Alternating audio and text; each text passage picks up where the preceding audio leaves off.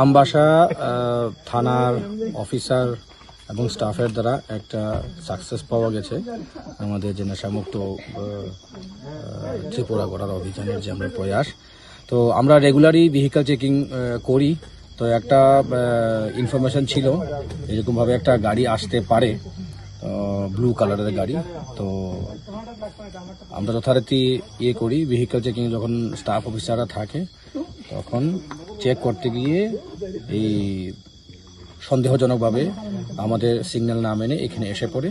পরবর্তী সময় আমরা চেজ ডাউন করে এখানে এসে দেখলাম যে কন্ট্রাব্যান্ড আইটেমস গাঁজা ভরা আর কি গাড়িটার মধ্যে। অ্যাকর্ডিংলি আমরা পুলিশ সিজ করে যা করার আমরা অ্যাজ পার ল যে প্রসিডিওরগুলো আছে সেটা করছি। স্যার, কাউকে ধরা পড়েছে? নো, আমরা আনফর্চুনেটলি ক্যাচ করতে পারিনি ড্রাইভারকে। ড্রাইভার গাড়িটা ছেড়ে চলে গেছে আর কি। বাজার মূল্য স্যার? বাজার মূল্য এখন আমাদের যেটা 251 কেজি না, 251 কেজি NDPS আর গাঁজা।